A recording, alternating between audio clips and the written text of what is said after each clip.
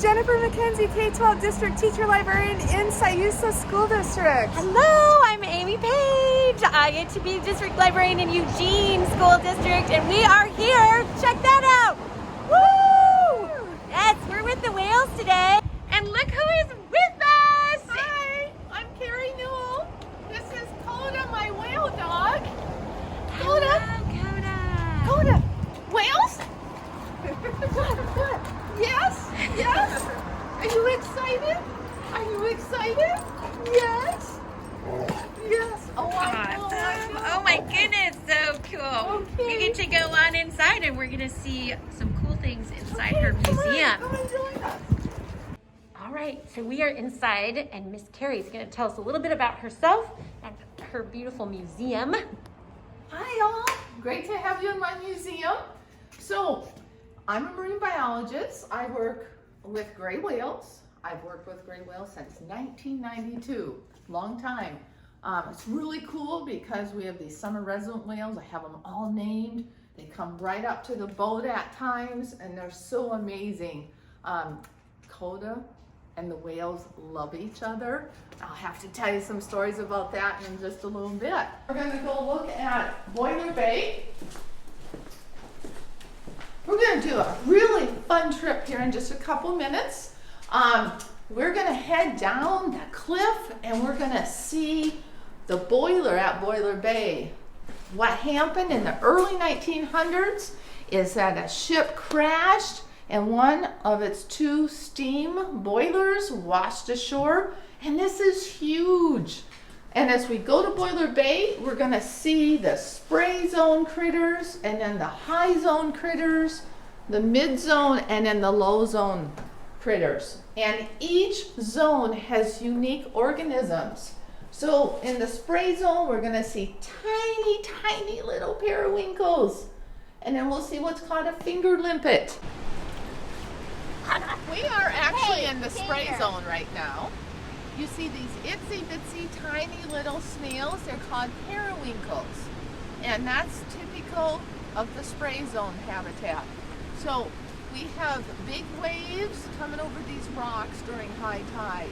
We're at low tide right now, so we're gonna see a lot more critters. During high tide, everything's gonna be covered with water. And so we are still in the spray zone right here. There's a couple of other creatures here I wanna point out. So we see a lot of barnacles covering this rock. And so the barnacles are up in the spray zone. But now we also see these little, what's called finger limpets. See my finger? There's a finger limpet. They're tiny little limpets. It's a type of mollusk. So organisms that are typically found in the spray zone are finger limpets, periwinkles. Look at how tiny that is. That's actually a big tiny one. And then we also have the barnacles. So spray zone. And then in the high zone, we're gonna see shore crabs and black turbans. Now we are in the high zone. The most characteristic organism in the high zone is this black turban. And if you notice, on the underside has a little trap door that closes off the opening so they don't lose water. So this is a living black turban, characteristic of the high zone here. And you'll see 1, 2, 3, 4, 5, 6 of them. Oh my gosh. And then when we get to the mid zone, we're going to see the ochre sea stars and California mussels. So we are in the mid zone right now. Mussels are the characteristic organism in the mid zone. These are California mussels. So lots of California mussels here. So this is all the mid zone. So you're looking down here and here, and it looks like just tiny little pieces of rock. But these are actually aggregating sea anemones. Do you see how they squirt up? And so what happens is they form groups, aggregates, They clone themselves like we talked about earlier, and to camouflage themselves, they literally grab rocks. So they have tentacles that grab rocks in the water column. So if some rocks are coming in, they'll grab one and they'll go, grab another one, and they'll put it all over their body. And so now they blend in with their environment. Isn't that cool? You wouldn't even think that's a living creature, but these are all aggregating and sea anemones. And then when we get to the low zone, we're gonna see some really cool things. We're gonna see purple sea urchins, and when the spines fall off and all you have left is the green round thing, that's called a test. Can you guys remember that? Test. So the spines fall off and we have a test that's left. We should also see my most favorite critter called a gumboot chitin. All chitins have 8 plates. You can see the 8 white plates, and we should see a bunch of these critters here in just a little bit when we get there. We have a little pocket that's a deep pocket here. We have a little low zone tide pool here. We have again the giant green sea anemones, and then we have a little purple sea urchin. Gorgeous. That is gorgeous. And then we have here surf grass. And then, oh my goodness, look at this. It has 8 plates. That's a chitin. That's called a hairy chitin. Right there. You see that? 8 plates. 1, 2, 3, 4, 5, 6, 7, 8. And then look at this. That is the mouth, but also the anus of a giant green sea anemone. Again, don't put your finger in there because you're putting it in its mouth, but also its anus. So you can see it right there. Very cool. So in this cute little tide pool, we have a number of giant green sea anemones, and then some pink coral and seaweed. We have 2 types of that, the rock-like form and then the leafy form. And then we have some black turbans. All kinds of cool stuff. So with the purple sea urchins you see, they actually have little holes that they're living in, and they actually make those holes themselves. They have teeth that drill into the rocks, and they live in their own little hole that they made. There's a little hermit crab. We found my very, very favorite creature. This is called a gumboot chitin.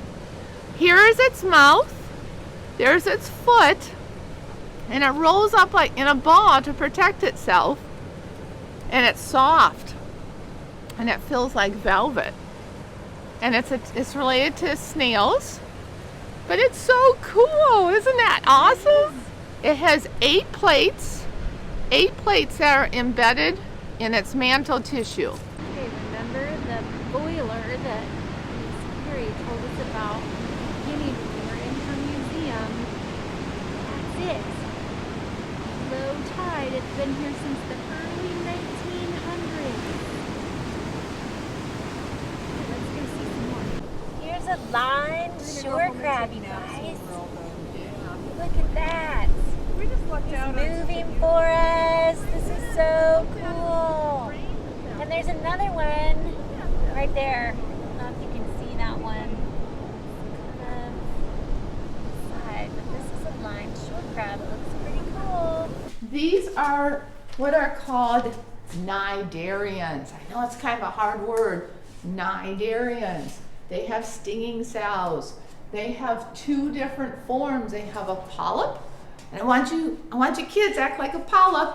You're going to be a sea anemone now. You'll put your tentacles in your mouth up. Polyp. Now you're going to be like a jellyfish, a medusa. Mouth and tentacles down. Okay, polyp and medusa. We are now in our seal, sea lion, and otter room. And I want to let you know how to distinguish between a seal and a sea lion. Don't get these 2 confused.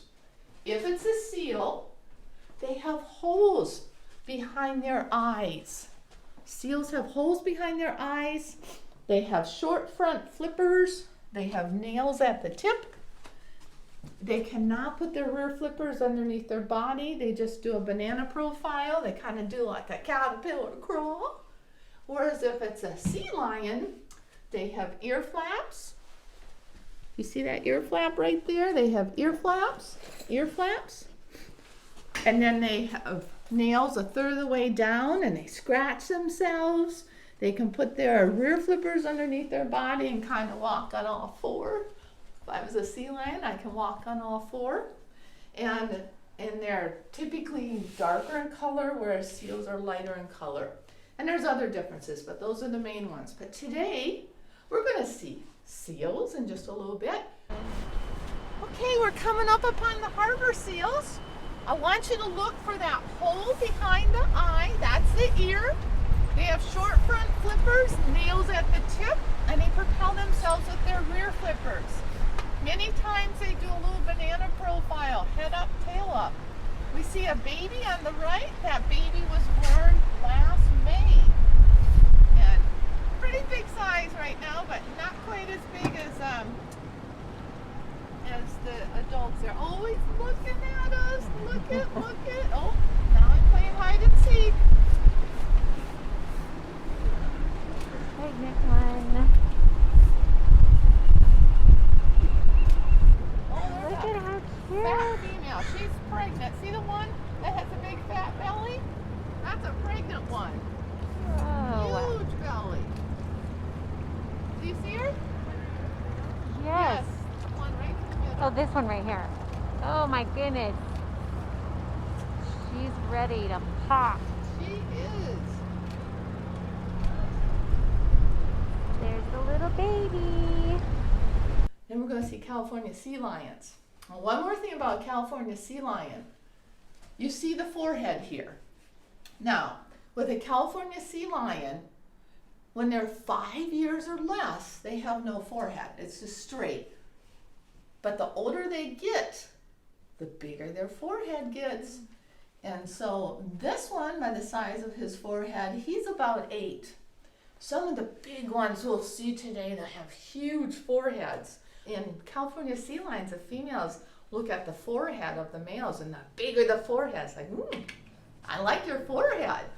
And we'll see that in the field in just a few minutes here. So what we have here are all male California sea lions. No females here. Females don't come to Oregon, and we know they're sea lions because we can see their ear flaps, and we know they're California sea lions because they're small, dark, and they bark, ar, ar, ar, as you can hear. And looking at them, you'll notice that these are all kind of grumpy males. They have no females, and you can age them by looking at the size of their forehead. Oh, look, this one's straight down here. It's scratching itself. Sea lions have their nails a third of the way down on their flippers, and that's what they use to scratch themselves with. And when you're looking at them to try to age them, what's happening is you can see the ones with the bigger foreheads are older males. And we're gonna wait a minute till they're done barking. Now with California sea lions, you can age them by the size of their forehead. 5 and younger California sea lion males have no forehead. 6 years, it gets a little bigger, 7, a little bigger, 8, 9, 10, up to 12 or 15. They get bigger, gets bigger and bigger. So we have a huge male here and one that's scratching himself. They're probably about 12 years of age, these big ones. They also get a lot of white on the top of their head as they get older. And then these young ones here that are making noise. The one that's barking right now, he's about 8. And you can see they range from about 6 6 to about 9. And this, oh, there's a big male. He's got a huge forehead. Look at that big forehead. And then there's one with a mohawk. So these are all male California sea lions. Very cool. So we are going to talk about gray whales right now. Gray whales are my favorite. So they are 40 to 45 feet long, 45 tons. Remember, about a ton a foot, and about the size of a school bus. A school bus is about 40 feet long. So a gray whale, when you have your awesome model, think that when it's living, it's the size of a school bus, huge. So on baleen whales that feed with baleen, they have 2 blowholes. You see the 2 blowholes? That's what they breathe with. They have to come to the surface and they'll go. So they exhale and then they inhale. Now if you're a toothed whale, like an orca, you just have 1 blowhole. 1 blowhole with a killer whale, any toothed whale, dolphins, killer whales, sperm whales. But if you're a baleen whale, a gray whale, a blue whale, a humpback, you have 2. So when we're looking at a gray whale, first we're going to look for the blow, then we'll see the back, then this is called the dorsal hump, knuckles. If we're lucky, we'll see the tail fluke. We call it being fluked when they go up, and then they'll stay underwater for 3 minutes. If the whale is going away from you or towards you, we're going to look for the heart-shaped blow. Isn't that gorgeous? Only gray whales have that heart-shaped blow. So that's what the blow looks like. That's what the blowholes look like. When they hump up, that's what they look like. And that's a tail fluke. And then they leave a fluke print. So when you're actually out there, many times you can watch their fluke prints. Instead of tracks like a dog or cat makes, they make fluke prints. Now, there's some we also want to tell you about. Again, we don't have them here yet, but they'll be here June, July, August, September, and October. My favorite whale, his name is Eagle Eye. He has a natural pigmentation right near his dorsal hump. He was born in 1994 to snake eyes, so he's 28. He's my honey. I love him. We have another one. Her name is Rambolina. She got hit by a boat, and she's got prop cuts. And she's brought her babies here. And her name is, again, is Rambolina. And then we have another one. His name is Blanco. He's very white. Blanco means white in Spanish, and he's a very white whale. Oh, and I gotta tell you some stories. My other dog, her name was Kita. Well, Blanco, oh my goodness, he was such a stinker. He would like to come right up to Kita, and he would blow in her face, and he'd go, and Kita would go nuts. And Kita jumped in the water right next to Blanco. I got her out immediately, but Blanco said, "Oh, that was fun." And he kept on playing with us. So he would love to play with us. And so with my dogs, I have Coda now. Coda, come on. Come on, let's go say hi to the kids. Come on, come on. Yes. And we're gonna say hi. And when I've trained both Kita and Coda, what we do is we'll go on the boat, and we'll go on the boat with her a little bit. And gray whales have really stinky breath, like the worst fart you've ever smelled. And when Kita and Coda were puppies, we got downwind, and they smelled them, they saw them, and they heard them. I'd say, whale, whale, whale, whale, whale, whale. Coda will find whales for us. She sniffs them out. So just think of like the worst fart you've ever smelled. That's what gray whale breath smells like. And it's, ooh, stinky. Now, I want to tell you about one other whale. Her name is Scarback. Scarback got hit by an exploding harpoon.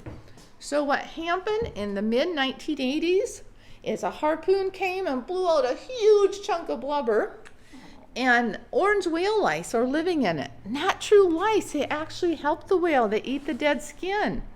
And so with Scarback, she still has this wound, and the whale lice are still in it, eating her dead skin.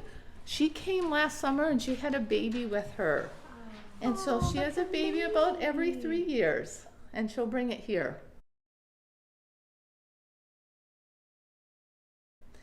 And so besides whale lice on their body, they have one other thing. They have what are called barnacles. This barnacle is unique only to a gray whale. So if a gray whale would die, so would this species of barnacle. Barnacles live on their head, and then they filter feed with their legs. See their legs sticking out? They filter feed. And so the barnacles and the whale lice, they both live on gray whales. And the reason they can is gray whales only travel at 4 miles an hour, so they go really slow, and so the barnacles and the whale lice can hold on. Faster whales like blue whales, killer whales, dolphins, they travel too fast, so they can't have barnacles and whale lice in their body. So I want to show you one more thing. Oh, look at this picture. The whales, they love the dogs. They come really close. So here is a gray whale head. Here's some baleen. I want all of you kids, touch your fingernails right now. Can you touch them? Okay, that's keratin. That's what baleen is made out of. So this hangs from your top jaw, and then right here, top jaw, and then they have a 2-ton tongue. I cut the rug out like a tongue. Can you imagine if you had a 2-ton tongue? Say that 10 times. Say 2-ton tongue, 2-ton tongue. And then they suck up the food, very similar to, they eat what are called mysid shrimp, very similar to this krill. Very tiny. I mean, they're like, and then they lift their tongue up, and they swallow the food in a throat that's only the size of a grapefruit, not very big. That's pretty amazing that an animal as big as a school bus has a throat only the size of a grapefruit. Pretty amazing. How much of that little tiny shrimp, is that what that was? They eat a ton a day. Oh my goodness. 2,000 pounds. Wow. A lot. Wow. So let's walk into here, and we're going to see some life-size tail flukes. So this is from what's called a bowhead whale, and they have really long baleen, longest baleen of any whale. And their tail is 20 feet wide. And then we have here, we have a humpback, a 12-foot tail. We have a gray with a 10-foot tail and an orca with a 9-foot tail. And what happens right now is the gray whales are traveling up to Alaska. And I'll show you on my map here in just a second. And once in Alaska, 25,000 of them feed nonstop. But there's actually 232 whales that have decided, not going to Alaska, I'm going to stay off the northwest coast. A lot of them right off Depot Bay. And those are the ones that have all named. And then they also head down to Mexico. So we have whales going northbound in March, April, and May. So they leave Mexico where they mate and give birth to their calves, and then they go all the way up to Alaska. And then the end of May, June, July, August, September, October, like I said a minute ago, we have 232 whales who said, yeah, I'm just going to stay off the northwest coast here. These are the ones I named, Scarback and Eagle Eye and Blanco. They stay here. And then December, January, and the beginning of February, they all decide, let's go back south. And these pick up with these guys, and they all go down to Mexico, where again they mate and give birth to their calves. Isn't that kind of cool? So we have whales off our coast almost every month. Well, that's it, guys. Thank you so much for listening. I hope you learned some cool stuff.